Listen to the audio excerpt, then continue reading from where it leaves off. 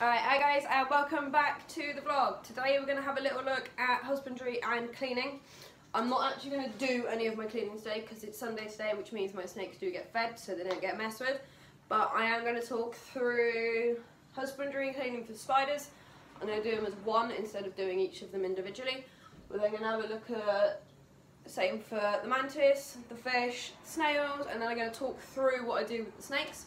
So we're going to start with my cleaning supplies that I keep for the animals, and I'm also going to show you the food that the snakes are on.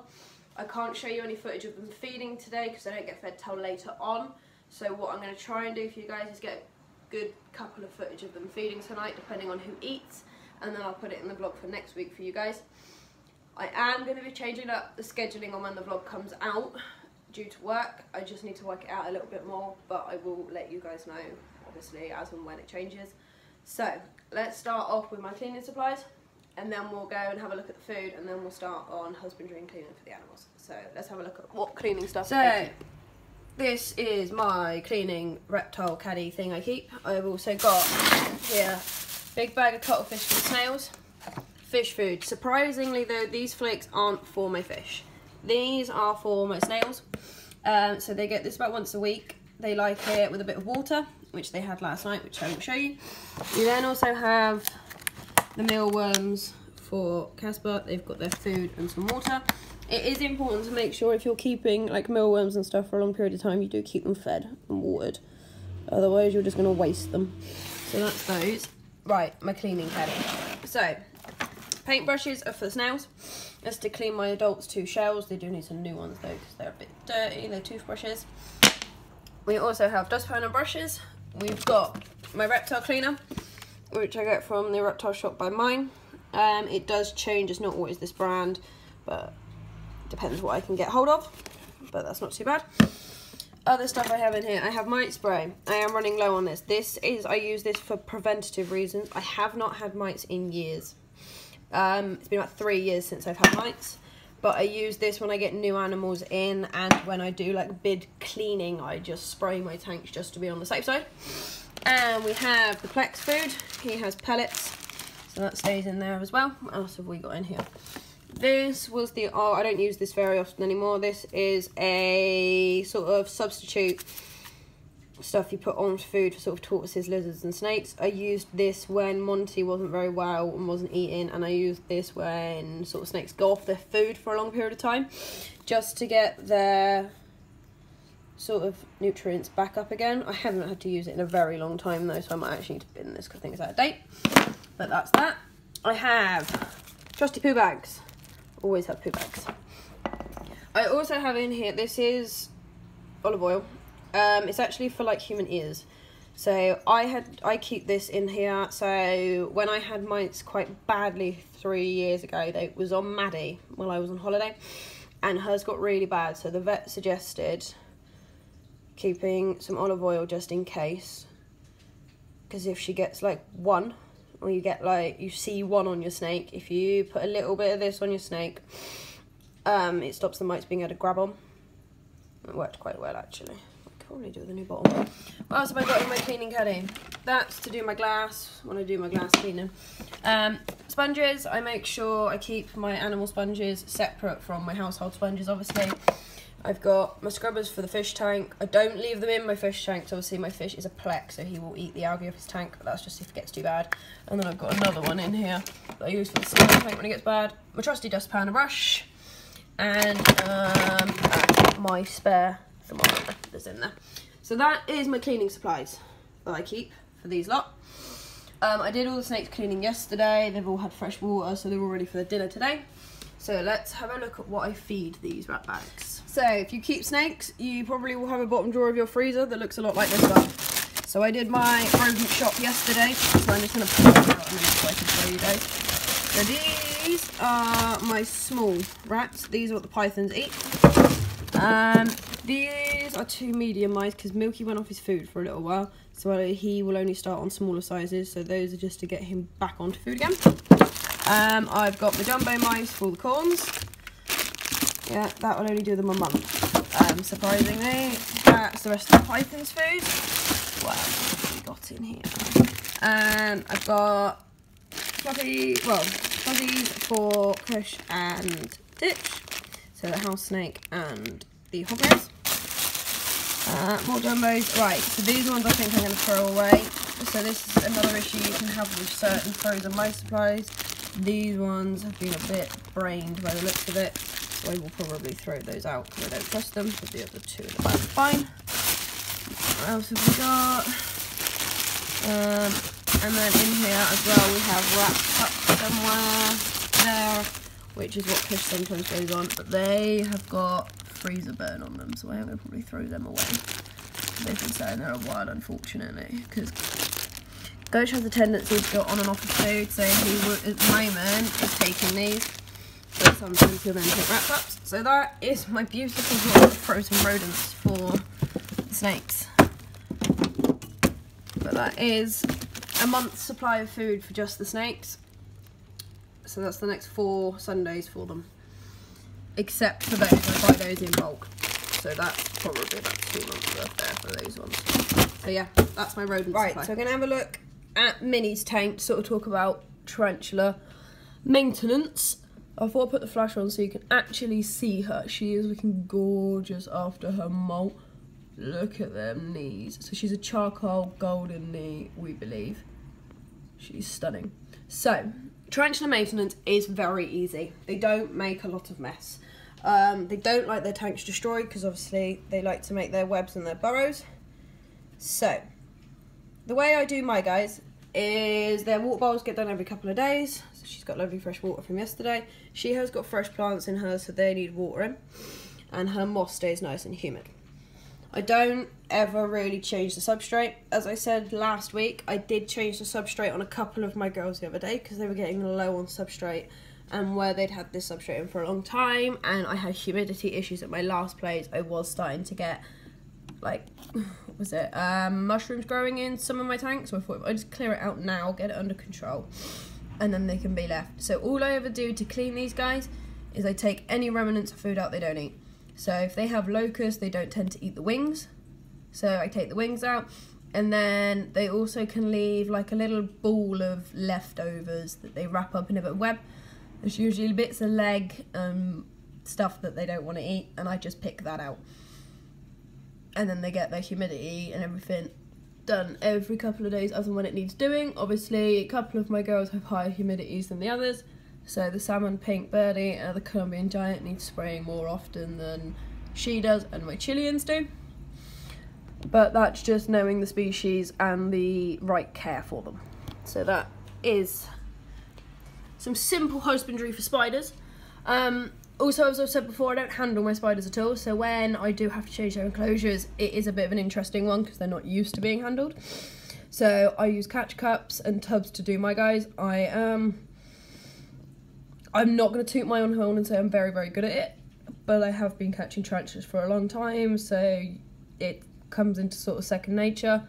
And the fact that I've had all of these girls for a very long time, I know each of them individually, so I know how they react to me and how I react to them, which is nice and easy, although last time 2 of the girls did get me with their urticating hairs, which was very itchy on my hand.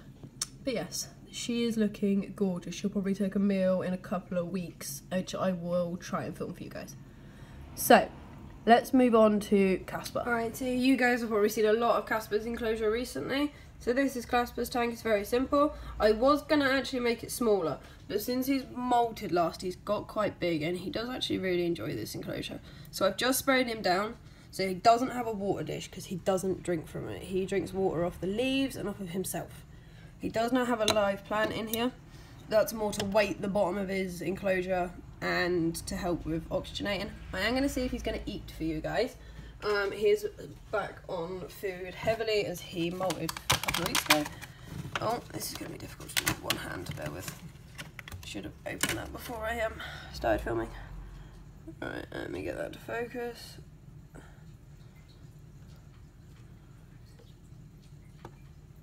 Oh, we're interested. Oh, yeah. There we go. I do also think Casper's female. yeah. Right, let's leave Casps to eat. Well, we talk about the husbandry for Casper. Also, very easy like a tarantula, doesn't really leave much waste. And where I tongue feed Casper, because of the size of his enclosure, I don't have to worry about bugs running around the enclosure that he doesn't get, because I always ensure he gets them. So his substrate doesn't ever really need changing. He doesn't need a lot, because he's never on it, he's always up there, he's got his plants. Every now and again I will clean his plants off just to make sure, and obviously the only thing I ever really need to take out is his mold. But yeah. Sorry Casper, not your tank. There you go baby. Right, let's talk about cleaning the snakes, and then we can do the fish and the snails. Right, like I said at the beginning of the video, I am not going to clean any of the snakes today because they get fed later on today. So I'm just sort of going to talk through what I do with them on a daily basis. So every day will get checked over. So I make sure there's no poos, their water's still nice and fresh, they haven't kicked any bedding into it, which the corn snakes often kick bedding into their water. Also make sure the humidity is nice and high for the pythons if they need it. Make sure no one's going into shed that I wasn't aware of. Just give everyone a once over. I usually do that. I usually poop check twice a day. I have quite large enclosures, so I don't deep clean my enclosures often. If my enclosures were smaller, then absolutely I'd deep clean them more often. But obviously, like Maddie's enclosure is nearly 5 foot, and she only poos in one corner. So what I tend to do with Maddie is when she's had her poop, the bedding all around the poo gets taken out, everything gets shoved to one side, gets a bit of a clean, because obviously they poo on me at the same time, everything gets a clean over, bit of fresh bedding if she needs it, job's a good one. Obviously hides get washed down once a week, just to keep everything nice and clean, because snakes can carry salmonella if you don't keep them clean. You can't just buy a snake and leave it in a tank, which is a lot of issues I get with my rescues. People think snakes, because they only eat once a week, they're really easy. They are if you keep up with it. So where my guys are spot cleaned constantly, their water bowls are constantly done, they don't ever get stinky and nasty and horrible. They're always clean, always. When I rescued Ralph, I don't think the poor baby had ever been cleaned out at all. It was disgusting. He now gets cleaned every day. He gets fresh water every day like he should. Snakes need water every day. They may only eat once a week, but they need access to water constantly. Milky is a bit finicky with his water. He only likes to drink out of his bowl when it's completely full. And he also likes to drink like water droplets, so he will get a spray down every now and again just so I can see him drink. I like to be able to see my snakes drink, which you will often see all of my water bowls are at the front of my tanks. I like to be able to see them if they are drinking. Also, you've got to make sure your water bowls are the correct sizing for your animals. So obviously Maddie and Monty have got larger bowls because they like a higher humidity. Same as Kush has got a larger bowl because he needs a slightly higher humidity. The corn snakes on the other hand don't. Neither does the hognose. So their water bowls are much smaller because you don't want the humidity quite as high. So I'm going to put a clip in of when I cleaned the snails out last night. It might not be the best quality filming because it was getting late and I just finished work, but they needed doing, so I thought we'll film it for you guys there and then. So I hope you guys enjoyed this so far. Gonna put the clip in of the snails. We're gonna take a look at the fish's proper setup because he's got his filter. And then yeah, that should be everything for the daily cleaning of my animals. It does take a bit of work and we have a lot of surprises coming up, which I'm going to talk a little bit about at the end. So let's go and check on the snails and the fish. Alright guys, as this video is obviously about husbandry and cleaning, we're obviously going to show you cleaning the snails. So this is all of my ones out of the big tank. I've sorted through, I've thrown all of their old dirt away, got the majority of it out. This isn't their deep clean, they get their deep clean in a couple of days. I've already done my other box of snails. They've got fresh food ready. All of their ornaments have been cleaned and sprayed down and are ready to go back in. So I'm going to put it all back in and then I will show you what it looks like before I put the rat bags back in, so bear with. Right, here he is. He's comfortably chilling on his favourite rock. He loves that rock. So his filter is all set up.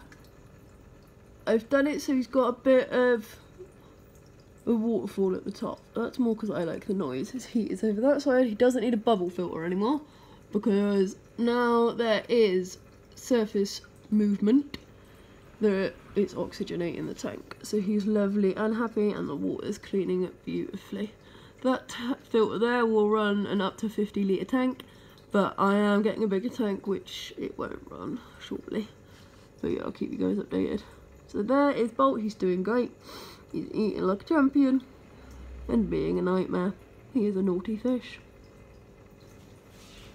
Right guys, I hope you enjoyed a look at sort of what I do every day and most days with these guys. There is a lot coming up in the next couple of months. I am going to keep a lot of it as a surprise until it actually happens. I've got a couple of new animals coming. I've got a couple of projects I've got to build. Some of you may be aware of what's being done. Don't spoil the surprises for anybody. Obviously I'll keep you updated when it happens, but I'm very excited. Obviously I will be changing scheduling. I believe I will be keeping Wednesday as the main vlog. It's just sorting out when the second one comes out because of my working schedule at the moment. But I will let you guys know in a vlog, on Instagram, all the rest of it, as and when that happens. So, thank you guys for watching. Give us a thumbs up and a subscribe if you enjoyed this vlog. And remember guys, keep smiling, it's contagious. Have a beautiful day guys. Bye.